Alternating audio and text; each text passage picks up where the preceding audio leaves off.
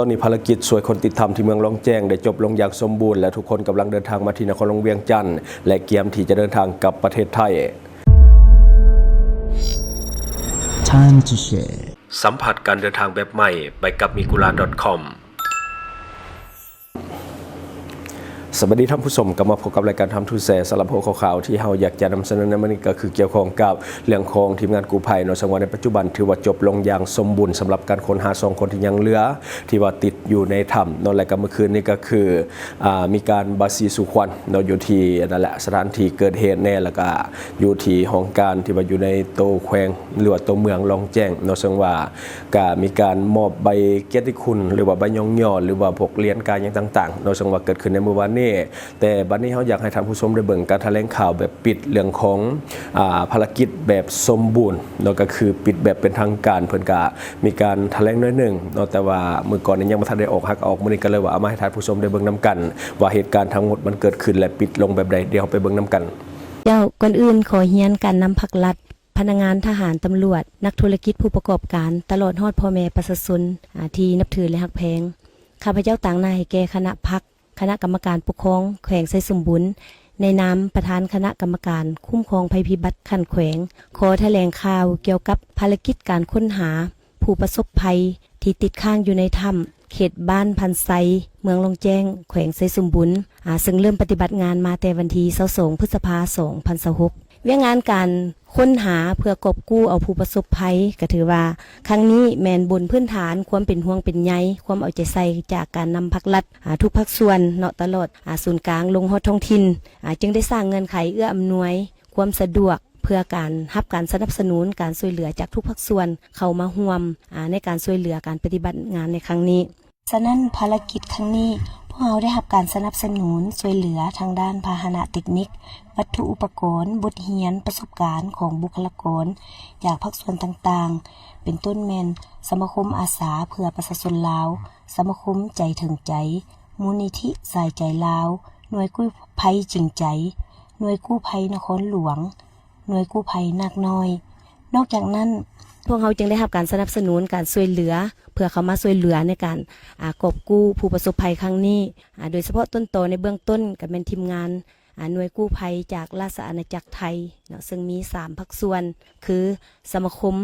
กู้ภัยจากเมตตาธรรมแล้วก็สมาคมสายทานและสมาคมบึงการโศกกามได้ให้การสนับสนุนเข้ามาช่วยเหลือแล้วนอกจากนั้นก็พวกเขาก็ได้รับการช่วยเหลือจากสมาคมนักดำน้ำถ้ำลบซึ่งรวมมี7 ประเทศคือประเทศไทยประเทศอินโดนีเซียมาเลเซียญี่ปุ่น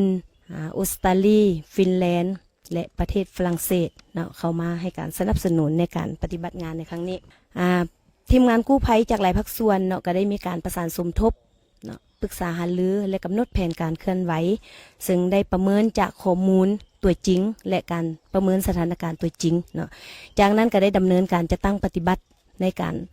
กู้ภัยและตกมาฮอดวันที่27 เดือนพฤษภาคม 2026นี้ก็ถือว่าสามารถค้นพบผู้ประสบภัยได้5 คน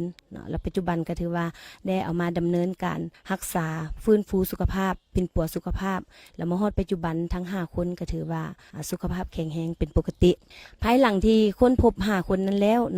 ทางทีมงานกู้ภัยและการจะตั้งทุกภาคส่วนของพวกเราก็ยังได้สืบโตแผนการในการซอกคนอีก2 คนที่ยังติดค้างอยู่ในถ้ำมาถึงวันที่6นี้อิงใส่สภาพการตัวจริงเห็นว่ามีหลายปรากฏการณ์เป็น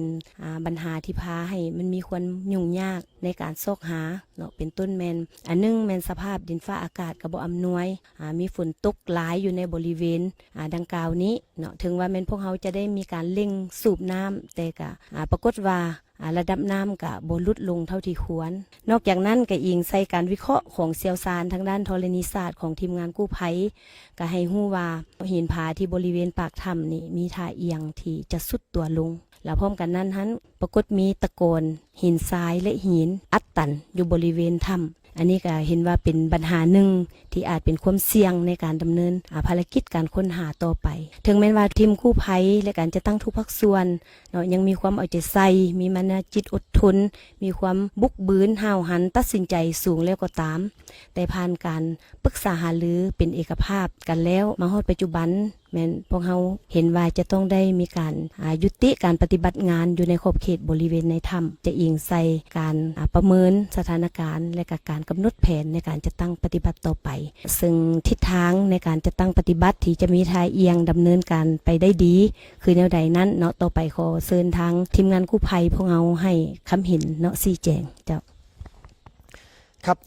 จากการที่เราได้เข้าสำรวจในครั้งหลังนะครับจากที่มีฝนตกชุกนะครับก็พบว่ามีมวลน้ำได้เข้ามาในโถงถ้ำนะครับแล้วก็มีการชะดินชะหินทรายนะครับเข้าไปในจุดที่ผมดำน้ำเองนะครับทำให้เกิดการตื้นเขินของจุดดำน้ำทำให้การลงไปของผมเนี่ยมันยากขึ้นแล้วก็เกิดความแคบมากขึ้นนะครับเราก็เลยตัดสินใจออกมาก่อนนะครับแล้วก็พบว่าอันดับต่อไปเนี่ยทางทีมงานเราเนี่ยมีการเข้าไปแล้วพบว่าทางปากถ้ำเนี่ยมีการเคลื่อนตัวเล็กน้อยของตัวหินนะครับเราก็ได้เชิญผู้เชี่ยวชาญด้านธรณีวิทยานะครับเข้ามาประเมินความปลอดภัยของตัวปากถ้ำซึ่งเป็นหินปูนทั้งหมดนะครับก็พบว่าในก่อนหน้านี้เนี่ยมันมีการ after shock จากการแผ่นดินไหวเนี่ยห่างจากเราไปประมาณ200กิโลเมตรซึ่งทางด้านนักธรณีวิทยาของเราเนี่ยก็ได้พบว่าอาจจะมีการส่งผลทำให้เกิดการเคลื่อนตัวของหินนะครับมีการขยับของหินณปากถ้ำเราหลังจากนั้นเนี่ยเราก็จะได้มีการประเมินตลอดทุกวันในการเข้าออกว่าตัวหินดังกล่าวเนี่ยครับมีการเคลื่อนต่อไหมและสุดท้ายเนี่ยเราก็พบว่าหินดังกล่าวมีการเคลื่อนแล้วก็สุดตัวมากขึ้นจนนักธรณีวิทยาของเราเนี่ยก็พบว่ามันอาจจะเป็นอันตรายต่อไปในการเข้าและออกตัวถ้ำนะครับก็อาจจะส่งผลทำให้นักกู้ภัยแล้วก็นักดำน้ำของเราเนี่ยอาจจะเกิดอันตรายต่อไปในการเข้าและออกครับครับจากการวางแผนภารกิจการปฏิบัติการค้นหาและช่วยชีวิตทั้ง7ชีวิตที่ติดอยู่ในถ้ำนะครับจะได้เห็นผ่านสื่อมาแล้วบ้างนะครับว่าโครงสร้างการปฏิบัติการของพวกเรามีทั้งเหนือเขาแล้วก็ในปล่องถ้ำแล้วก็การบริหารจัดการน้ำซึ่งตลอดระยะเวลาที่ผ่านมาการบริหารจัดการรวมถึงแผนปฏิบัติการได้ดำเนินการตลอดทั้งกลางวันและกลางคืนนะครับตลอด24ชั่วโมงไม่ได้พักเลยแต่ว่ากลไกที่มีการเปลี่ยนแปลงเกี่ยวเนื่องกับทางธรรมชาตินะครับซึ่งเป็นอุปสรรคปัญหาใหญ่ของภารกิจนะครับก็พิจารณาแล้วว่าคงอยู่ในการบริหารจัดการน้ำจะเป็นเรื่องที่เหมาะควรมากกว่าในเวลานี้มากกว่าการที่จะส่งนักกู้ภัยเข้าไปค้นหาและกู้ภัยภายในถ้ำนะครับเพราะว่าอุปสรรคและปัญหาดังกล่าวนั้นเกิดจากธรรมชาติแล้วก็ข้อมูลที่ได้ชี้แจงมาก่อนหน้านี้ครับมีผลเป็นอย่างมากต่อความเสี่ยงของทีมกู้ภัยจึงพิจารณาไม่ส่งทีมกู้ภัยเข้าไปปฏิบัติการภายในโถงถ้ำแต่ขออนุญาตส่งมอบต่อในเรื่องของการบริหารจัดการน้ำเพื่อเพิ่มโอกาสรอดเราไม่ทราบสถานะในสิ่งที่อยู่ข้างในนะครับว่าจะอยู่ในสถานะไหนแต่อย่างน้อยการบริหารจัดการน้ำในช่วงต่อจากนี้ไปน่าจะเป็นโอกาสที่ดีนะครับและก็น่าจะช่วยได้มากกว่านี้นะครับผมเจ้าต่อกับสภาพการปฏิบัติงานเนาะในการค้นหามาฮอดนี้ถือว่าได้ผ่านความพยายามเนาะของทุกภาคส่วนแล้วแนวใดก็ตามข้าพเจ้าต่างหน้าให้แก่การจะตั้งทุกภาคส่วนขอแสดงความเสียใจมายังครอบครัวเนาะโดยเฉพาะเป็น2ครอบครัวที่ยังพวกเฮาบ่ทันสามารถค้นหาได้นั้นเนาะขอให้บรรดาทานจงได้อดทนอดกั้นต่อกับสถานการณ์ดังกล่าวนี้ต่อไปพวกเฮาการจะตั้งพรรครัฐทุกภาคส่วนตลอดทั้งทีมผู้ช่วยเหลือจากทุกภาคส่วนก็แม่นได้เฮ็ดสุดความสามารถแล้วแต่ก็ยังจะสืบต่อเนาะจะสืบต่อเบิ่งทิศทางในการช่วยเหลืออีกต่อไปฉะนั้นณโอกาสท้ายนี้อีกเทื่อนึงข้าพเจ้าต่างหน้าให้แก่คณะพรรคองค์การปกครองแขวงตลอดทุกการจะตั้งทุกภาคส่วนของแขวงขอแสดงความขอบอกขอบใจเป็นอย่างยิ่งมายังการนำพรรครัฐเนาะที่ได้ให้ทิศชี้นำในการจะตั้งปฏิบัติเวียกงานครั้งนี้มาโดยตลอดขอขอบใจมายังทุกภาคส่วนที่ได้ให้การสนับสนุนทางด้านวัตถุอุปกรณ์ทุนฮอนเหือแห้งที่ประกอบส่วนเข้าในการปฏิบัติภารกิจครั้งนี้พิเศษขอแสดงความขอบใจเป็นอย่างยิ่งมายังทีมกู้ภัยของทุกภาคส่วนทั้งภายในและต่างประเทศที่ได้สละสติปัญญาเหือแห้งเนาะความสามารถทุกสิ่งทุกอย่างเนาะเข้ามาประกอบส่วนเข้าในการดำเนินภารกิจในการค้นหาผู้ประสบภัยของพวกเราครั้งนี้แล้วก็ขอไว้ใส่ให้พรมายังทุกๆทานเนาะจงมีสุขภาพพลานามัยที่สมบูรณ์แข็งแรงเฮ็ดสำเร็จหน้าที่เวียกงานตามความมุ่งมั่นปรารถนาของบรรดาทานสำหรับทีมกู้ภัยจากต่างประเทศเนาะก็ขอให้บรรดาทานจงเดินทางกลับคืนประเทศด้วยความสวัสดิภาพขอขอบใจ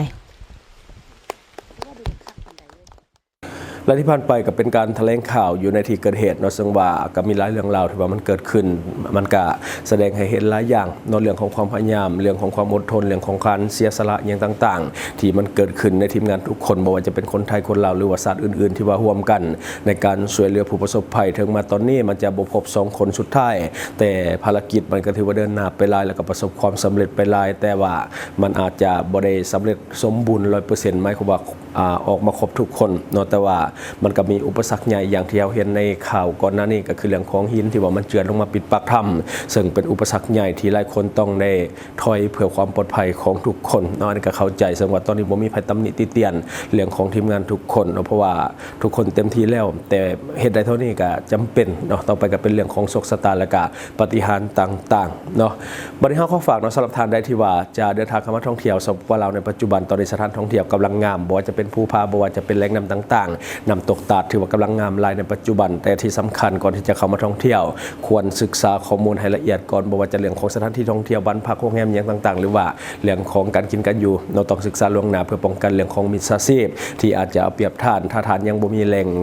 ศึกษาข้อมูลเข้าไปที่เว็บไซต์ migula.com และท่านจะได้ทุกอย่างที่ท่านต้องการบ่ว่าจะเป็นข้อมูลสถานที่ท่องเที่ยวในลาวข้อมูลอาหารต่างๆข้อมูลสถานที่บ้านพักโรงแรมข้อมูลเรื่องของการเช่ารถข้อมูลเรื่องของพนักงานนำเที่ยวซึ่งท่านสามารถเข้าใช้ง่ายๆโดยอีเมลหรือว่าโซเชียลมีเดียของท่านตัวอย่างคือ Facebook สามารถสมัครเข้าได้ทันทีซึ่งบริการฟรี 100% ที่ migula.com สำหรับท่านที่ยังสมัครบ่เป็นสามารถกดเข้าไปเบิ่งลิงก์ภายใต้คอมเมนต์ของเฮาซึ่งข้าพเจ้าได้เฮ็ดลิงก์อธิบายเรื่องของการลงทะเบียนไว้เป็นที่เรียบร้อยและทั้งหมดก็คือสิ่งที่เราเก็บมาเล่าสู่ฟังหวังว่าท่านจะได้รับสาระดีๆสำหรับท่านที่ว่าเบิ่งรายการเฮาอยู่คิดเห็นจะได้กับสิ่งที่ว่านำเสนอไปก็อย่าลืมฝากไว้ภายใต้คอมเมนต์ของเฮาและข้าพเจ้าจะเข้าไปอ่านด้วยตนเองขอขอบใจ ช่องทางที่คุณสามารถรับชมข่าวสารจาก Time to Share Studio Fanpage Time to Share Laos YouTube Time to Share TikTok Time to Share Laos Facebook สิงห์ดาราสายลินอยู่เมืองลาวใช้แต่เงินกีบลาวและส่งเสริมผลิตภัณฑ์ภายในเพื่อลดพรการนำเข้าสินค้าและแก้ปัญหาเงินตา Subscribe for more video.